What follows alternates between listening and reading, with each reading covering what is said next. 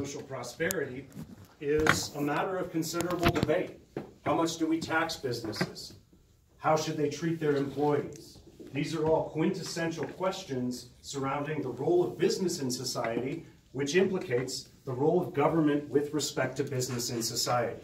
So many of the underlying concepts in this course are designed to help you identify exactly those underlying debates and the theories, the perspectives on the world that shape those underlying debates. How did we begin? Scarcity and property rights. You came to class, there weren't enough seats. I chose to allocate the seats according to a specific method, and then we discussed a variety of other methods that those seats were allocated by. Price mechanisms. We could just auction them off. We could have a flat price, first come, first served. We could raffle them off. We could randomize. We could just do a lottery. People who win the lottery get the seats. There's all kinds of merit-based characteristics that we could use. High school GPA, test scores, attendance, previous college GPA. Those are all quote-unquote merit-based. We could also just allocate them according to a set of characteristics that don't reasonably have that much to do with intended performance in class, like your last name, like whether or not you have a left hand, perhaps your race, perhaps your religion, perhaps the part of the country you come from. In theory, these are all ways we could allocate these seats. At the end of that, I encourage you guys to tear up the caution tape and take a seat, because if rules become sufficiently insufferable in society, we always have an option to ignore them as well and perhaps bear the consequences of doing so. So that was a first game designed to introduce you to the ubiquity of allocation rules governing scarce resources in society. Typically, the way those allocation rules are referred to is property rights. We then heard from Hayek, the use of knowledge in society, arguing that the price system is more efficient than any alternative means of allocating scarce resources because it harnesses local knowledge in a decentralized fashion and transmits it near continuously across a highly complex modern economy. We went from there and heard about a post-scarcity world, how technological improvements will soon change the world in ways that we've never seen before, altering the cost associated with production of most of the goods we take for granted. Soon, the things that we think are scarce and are mediated by the price system a la Hayek may no longer be so. What changes does that imply for the world? We saw a bit of a counterpoint regarding the United States in Eberstadt's miserable 21st century. In that one, he noted how three things that used to move in tandem no longer appear to be doing so in the modern U.S. economy. What are those three things? Output, wealth, and employment.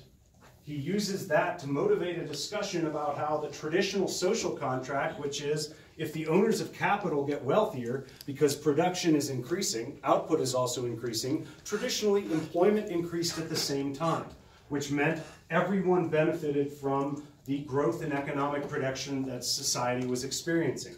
Eberstadt says we might have cause to be concerned that these are no longer moving in tandem. What does that imply for the stability of our social contract surrounding the appropriate balance between capital and labor, and especially how labor is treated in an increasingly automated economy? We move from that to consider a potential response where the holders of wealth have got so much money they don't know what to do with it, and we've got a permanently unemployed underclass. Maybe we skim off the top and cut everyone a check. That was the minimum basic income and the universal basic income discussion in Why the Future of Work Could Be Free Money article. That was counterbalanced by a piece from somebody who argued scarcity the world is currently experiencing is 100% due to the system of economic organization that we're in. That one is in fundamental opposition to Hayek. The argument in Artificial Scarcity is a function of the capitalist system of economic organization. It preferences the powerful at the cost of the less powerful and allows people to accrue ever more and more wealth at the expense of labor. That system itself also encourages overconsumption and production in useless as opposed to socially useful goods. That was Module 1. Scarcity and property rights. Module 2, fairness and equality. The game was you all ran your own bakeries, and I motivated that discussion by emphasizing how people tend to start a business for more reasons than to just make money. Nonetheless, when you're in business to make money, you kind of have to turn a profit to stay in business, otherwise you're engaged in philanthropy. If that's the case, shocks to your input function, whether it be capital or labor, can force difficult decisions on the owners of businesses. This implicates all kinds of underlying notions of fairness for how we treat our workers or how we treat others in a complex modern market economy. So, is it fair to force all of the bakers to be paid $15 an hour when some of the amount they make is wildly different than other bakers? The intern versus the master baker, for example? That is designed to motivate the following readings that you had from Cohen, Why Not Socialism? And then also Friedman, talking about very different visions for how we might want to engage in economic organization. Cohen says, wouldn't it be nice if this was all like a camping trip? We each give according to our ability, and we each get according to our need. It sure would be great if we could organize society this way as well. Friedman says, that just doesn't work. You're ignoring the fact that people have wildly different preferences for the amount of work, wildly different abilities for the type of work they want to engage in, and as a result, should only be paid in accordance with what they actually contribute to the economy. Otherwise, he argues, what would the effect on people's incentives be if we did anything else? The more we intrude on the efficiency of rewards mediated by the price system a la Hayek, the less effective the incentives are for maximizing contributions to the economy. That was followed by, let's see, we had Cohen and Friedman, then we had Einstein and Vonnegut, presenting very different visions about the desirability of social policies that try to force equality of outcomes. Einstein said, we're in a predatory phase of human evolution. This is ugly. We should move towards socialism. But we haven't gotten there yet. And he also acknowledges that the challenge of organizing societies according to socialist principles makes the stuff he was working on in quantum physics theory pale in comparison. He thought it was easier to figure out the underlying mechanics that govern the universe than it was to determine a social system that could be organized around socialist principles. Vonnegut, the only piece of fiction we had in this course, with the exception of your IP stories I'm about to read you after this, that was a cautionary tale about the detrimental effects of trying to achieve equality of outcomes. The more that we try to force equality, the more we just bring everyone down to the lowest common denominator. Making us equal may handicap us all. Think of the beautiful dancer with weights on her ankles, or the guy who is too intelligent so he constantly has a buzzer going off in his ear. We went from that to a very applied illustration of these questions in CEO pay. Why might CEOs be overpaid? Well, they've got pretty cozy board relationships with the very people who are meant to restrain their behavior. Plus, Cohen's notion of option luck applies cleanly here in that basically everyone who's a CEO, according to one of the pieces we read, is just there because they went to the best boarding schools, they went to the best colleges, they got their MBA from a top place, and then they just got slotted into that leadership track that is only open to the rich and wealthy. Finally, there's a variety of ways that they can manipulate outcomes for the company to channel benefits in their direction. So CEOs, according to that piece, are fundamentally overpaid. We saw a counterpoint to that, though, saying they don't seem to be overpaid. Performance tends to track payment. The highest paid CEOs are at the highest performing companies. Bad performance tends to track you're being fired. The most CEO turnover was at the least well-performing companies. What about these CEOs' opportunity costs? If we restrain their payment in one sector, what is going to happen to their payment in other sectors? It's probably not going to go down, so they'll just jump ship, meaning we get less good CEOs as compared to hedge fund managers, etc. They also made a more general point saying, basically, CEOs aren't paid more than our top movie stars, than our top athletes.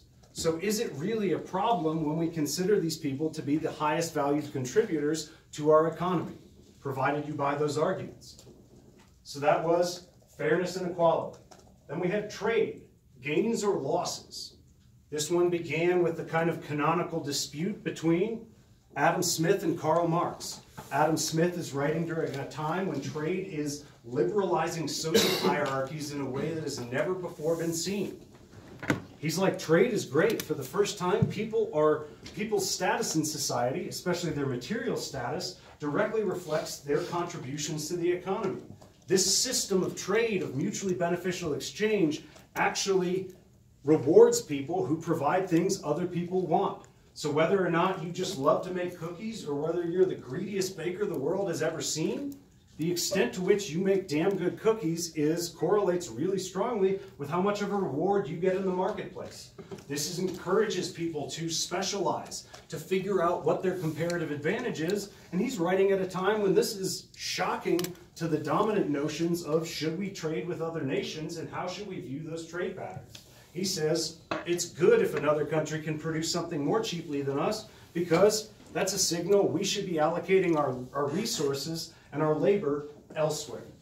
Karl Marx writes as industrialization has taken over the United Kingdom, has taken over Europe. Children are working in factories for such long hours that they never see the light of day.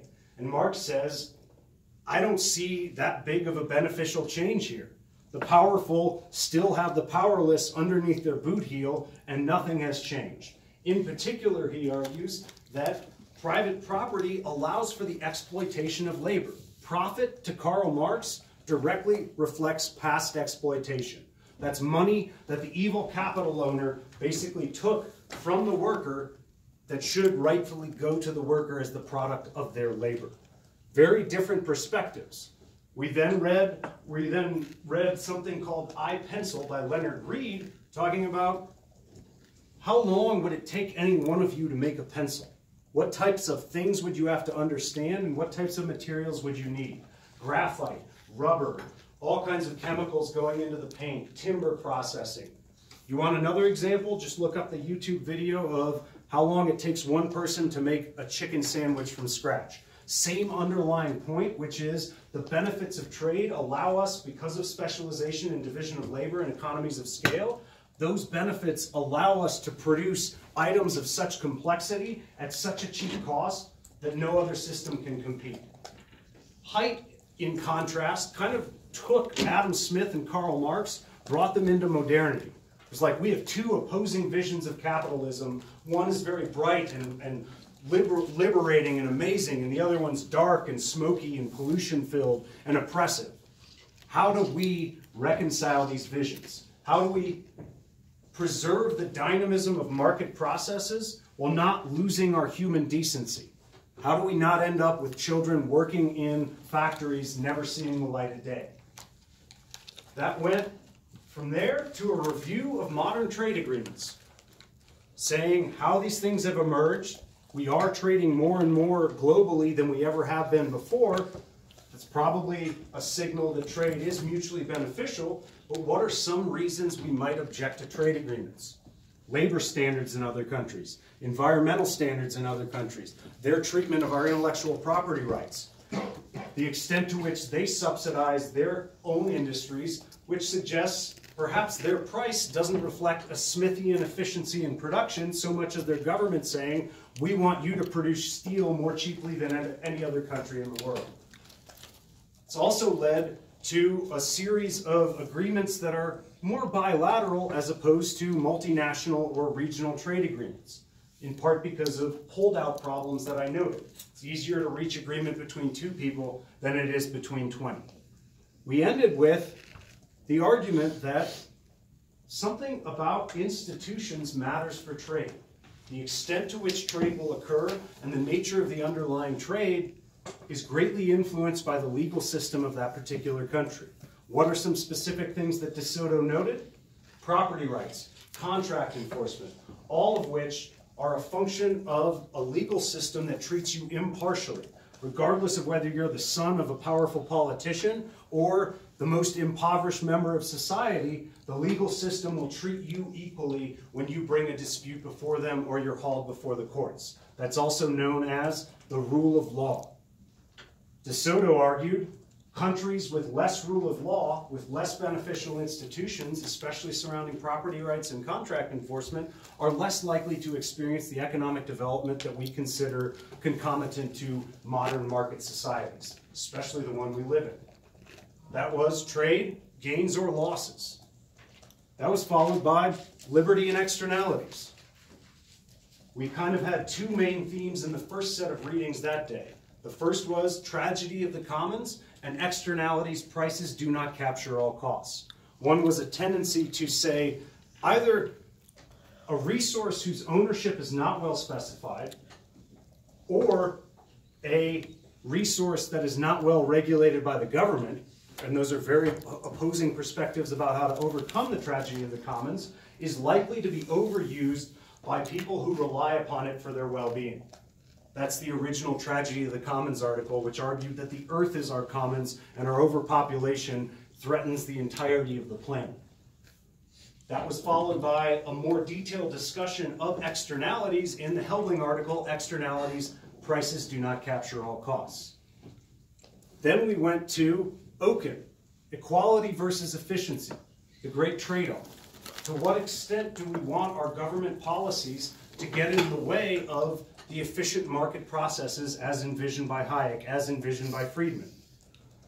The more we try to create equality, the more we ensure rights to individuals in our society, the more at some point we're either spending government resources and or interfering in the decisions of private actors. What's an easy example of that that's already been covered up to that point in the course? The minimum wage. Intervening into the price decisions between a willing worker and a willing employer. That is an intervention because we say we want no one to receive below this level of compensation. Oken says that comes at a trade-off. The more we try to provide government services, the more we intervene in the efficient market processes, the more that is going to have consequences. He's not saying we should have zero government, but he's also definitely saying we probably don't want anything approaching 100% government. That was followed by kind of a, hey, this stuff is still relevant in 2014. Piece from a very conservative scholar arguing, yeah, this trade-off still fundamentally defines our debates about the appropriate role of government in society. Krugman follows up and says, nah, that's too simple. Both of them have their own sets of statistics supporting their arguments, and I'd encourage you to pick through the specific evidence that they muster to make their arguments. But Krugman says, no, we can actually have more redistribution and more economic growth. His argument, I would say, relies mainly on the belief that investments in education and investments in healthcare for the least well-off pay off larger economic dividends than the cost of providing them through the government. That's a controversial position, but definitely one championed by progressives around the country as well as around the world. So that was the first set of readings for liberty and externalities. We then jumped to China fishing all over the world, fishing in open waters. What is the equivalent of those open waters? Tragedy of the commons, underregulated and no one owns them. Of course, China's going to fish as much as it can out of those waters because if they don't, somebody else will. Who's the somebody else that might if they have the technology and manpower that China does? Senegal. But instead, Senegal is confronted by China's fishing fleets, first fishing outside their waters, but then moving into those waters and fishing them to the point where local fishermen cannot compete. That module was concluded by a slew of articles and videos about how should we deal with the quintessential problem of allocating water. Is water even a scarce resource? If it is, then, wow, we've got not even our first connection back to original modules. Is water scarce? If it is, how should we allocate it? One example showing how Nestle's poaching water on an expired government permit at levels it was never authorized to do so in the first place. Whether you think that's an example of why water should not be privately provided, or why the government can never hope to effectively regulate private actors, I'll leave that calculus up to you. That was liberty and externalities. We then jumped to competition and collusion. Is competition always and everywhere good for consumers? Generally, that was kind of the economic mantra. And we heard from Schumpeter as kind of your canonical economic thinker saying, not so fast. Competition is net beneficial to consumers. We had the game, actually, I'm sorry, I jumped your third module's game. That one was trading grade derivatives. Basically, the less restrictions on how you assembled goods and the less restrictions on your ability to exchange them resulted in higher value portfolios for everyone in the classroom. Specialization at its best. Although, was that particular market sustainable? Now jumping to liberty and externalities game. That was you guys shouting across the classroom at one another, trying to achieve a production function of words transmitted. But what was the common pool resource there? The bandwidth of the classroom and your inability to transmit words effectively. What are two ways around the problems posed in that particular game? Technology. If I allowed you guys to photograph your word sheets, if I allowed you guys to text one another. Or, in the alternative, institutions. Agreements among individuals about how to behave, about the rules governing their economic production in this case. What if you guys just agreed to alternate transmitting words? I bet every firm would have produced more.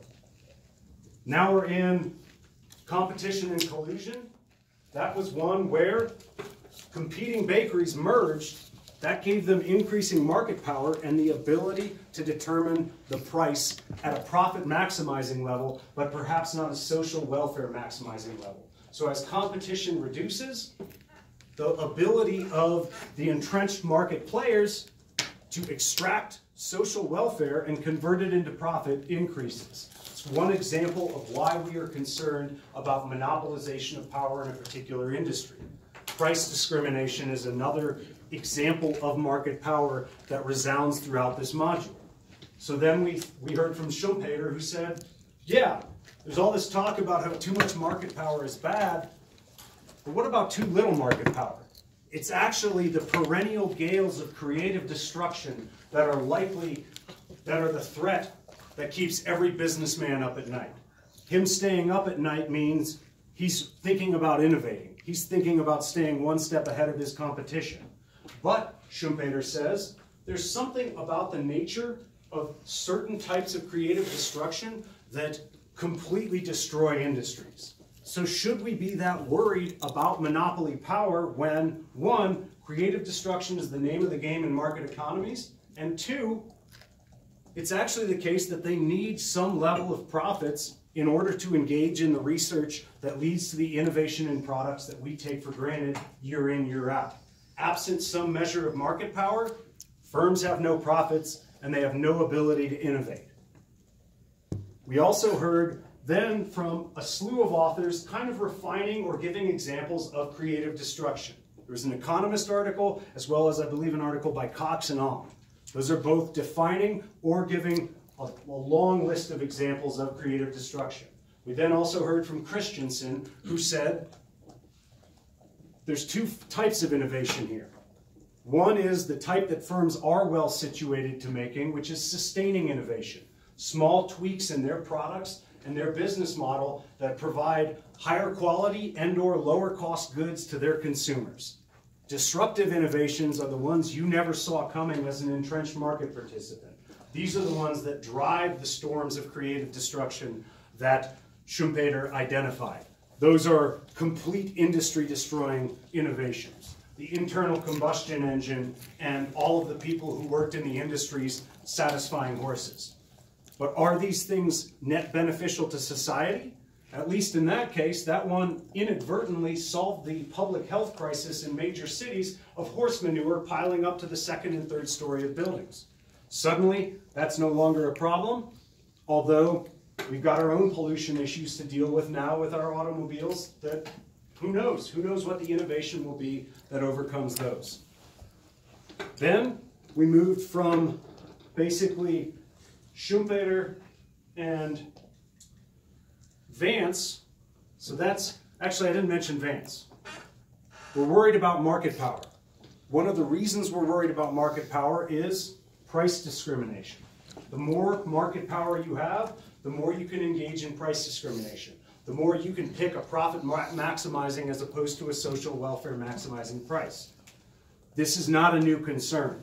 The Vance article emphasizes that concerns about imbalance of power between parties to a transaction animates every religious tradition going back hundreds and thousands of years. But he concludes and says, that's all nonsense. The only just price is a price willingly agreed upon between the buyer and the seller. Us intervening because we think we have a better understanding of the true valuation of a good and service ignores everything Friedman had to say about individual preferences and assumes a whole lot, and is a type of intervention that's exactly what Oken cautioned against in his equality versus efficiency. Then it was like, oh, now we're in the modern realm, the digital age. Stuff's so awesome. You guys have so much information as consumers. The internet has facilitated competition in ways never before thought possible. Your consumer surplus must be 10 times higher than mine was when I was your age.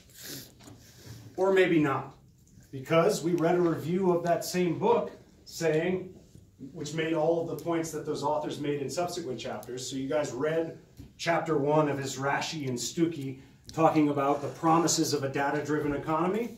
That was followed by the perils of a data-driven economy. But because I can't assign a book to you for a single class, you guys read a review that summarized all of the downsides of this data-driven competition. Just as data is providing immense benefits to us as consumers, it is immensely empowering producers, think Amazon, think eBay, think Facebook, and who they're selling your data to regarding all of your consumption and purchasing decisions. It's facilitating the possibility for collusion in ways we never before thought possible. So companies working together to agree to set a profit maximizing price as if they were a monopoly, that's collusion. And Stuckey and Izraki, they're concerned about that and the extent to which the data-driven economy facilitates exactly that practice. We then read another article saying, not all forms of price discrimination are created equal. Certainly, social perceptions of different forms of price discrimination vary widely. What's the case study that you guys had? Price discrimination in college tuition. If you're from out of state, you're being price discriminated against. Or if you're from different groups that have historically had much less access to the educational system, you're being price discriminated for in exactly the opposite direction. You're getting a scholarship because of your background and it not being well represented at the school. These are largely uncontroversial practices that reflect exactly the type of market power that some people say we should be concerned about, but Schumpeter, not so much. Schumpeter wouldn't say, oh, monopolies are never bad or they never erode consumer welfare, but he says, there are benefits associated with market power. Then we finished that one on Uber. A case study showing that Uber's surge pricing does tend to map supply to demand.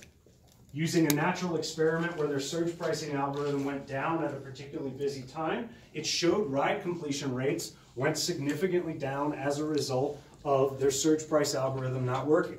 But what do drivers think about this? That was another article we read revealing their concerns about, one, the power of their employer, and two, the effects that their employer's algorithmic decisions have upon them as employees of that particular employer. We then heard from a UChicago law professor, Omri Ben-Shahar, saying, everybody's talking bad about Uber. These are all identified problems associated with Uber. He lists them. You should be familiar with those list of things, but he says, nah, none of those are the issue. I'm concerned about market power.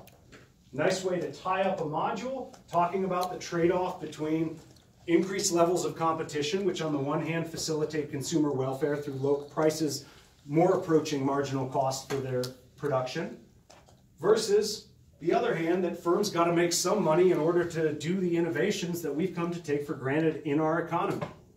Competition and collusion. We then jump to intellectual property. And the game there, we'll review it a little bit more in a second, but it's designed to encourage the production of a scarce resource. Words as a function of your initial endowment of letters, which stood for Firms specialize in different things, so the set of innovations that are likely to emerge from Apple are very different than the set of innovations likely to emerge from Dow Chemicals, from Georgia Pacific, from other massive companies in our economy. That meant there was some path dependence in the set of words you generated.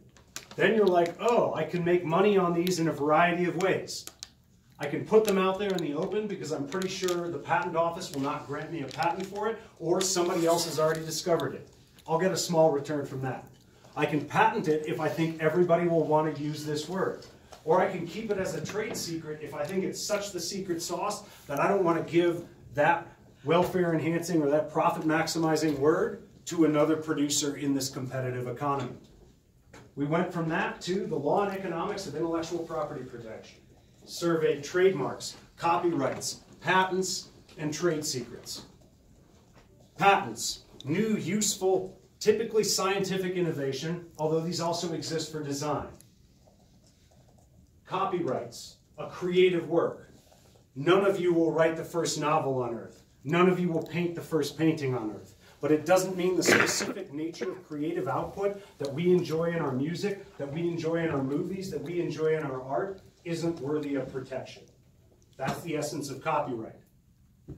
But how do you define derivative works? If I make an animation of Star Wars, is that infringing?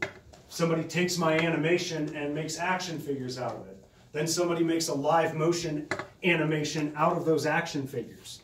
At what point is a work so derivative that it no longer deserves returns flowing to the original creator of the work? Trademarks.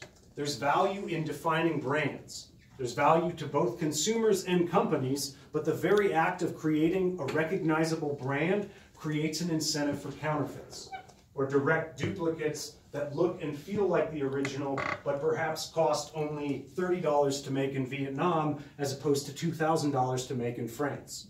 What do we do with all the knockoff Hermès handbags in the world? The direct incentive to differentiate your brand creates an incentive for other people to copy that brand. Trademarks. Then there's stuff that just doesn't deserve the protection under our existing areas of law. Remember my spaghetti bolognese example. Remember my example about Coca-Cola's secret recipe. These are not protectable under ordinary IP law. That means the company has to keep it a tightly held secret. If their employees steal it, they're liability for a pretty big theft in the eyes of the law. If somebody breaks into the company and steals it, same deal. If somebody reverse engineers it because they're like, I've been sampling Coke ingredients in my garage for 20 years, that's open season. Those are the dominant forms of intellectual property that were emphasized in that article, The Law and Economics of Intellectual Property.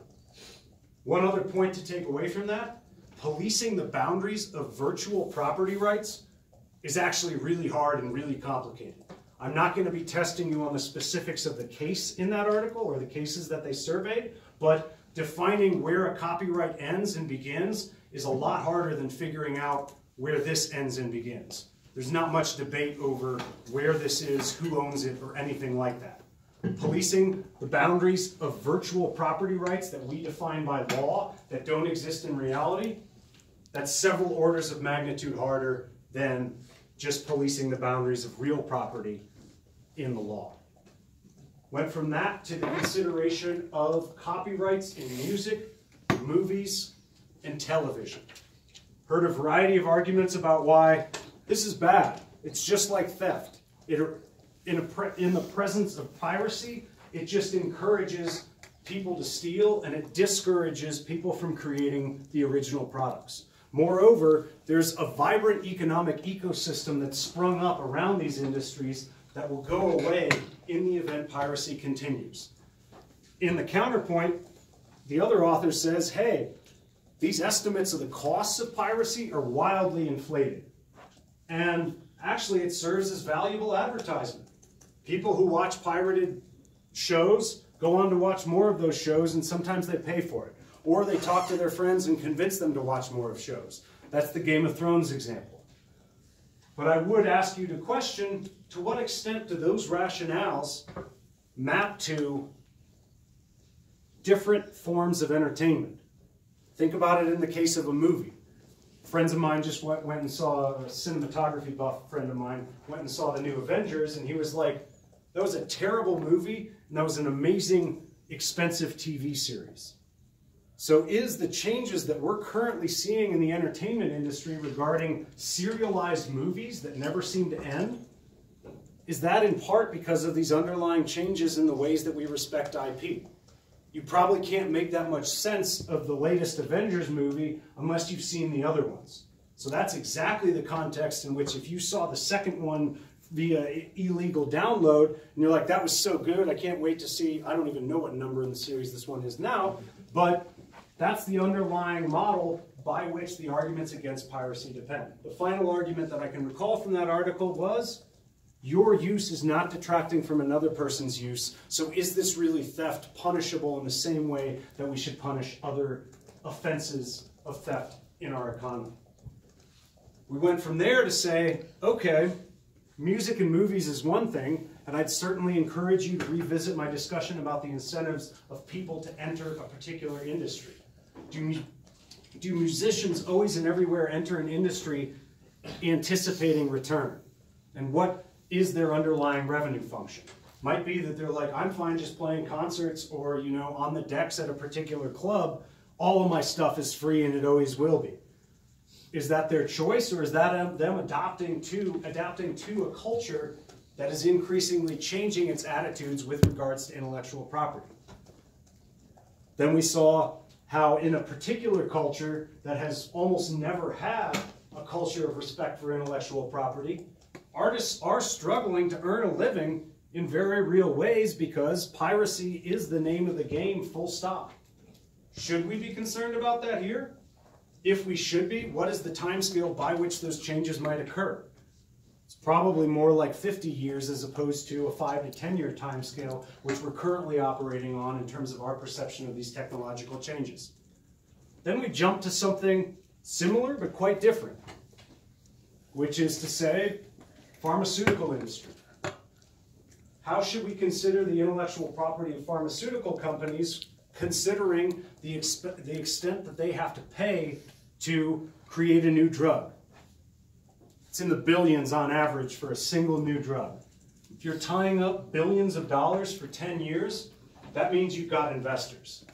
If you've got investors, you need to make an argument to them about the likely returns to them investing their money in your company as compared to any other alternative that they have in a competitive market.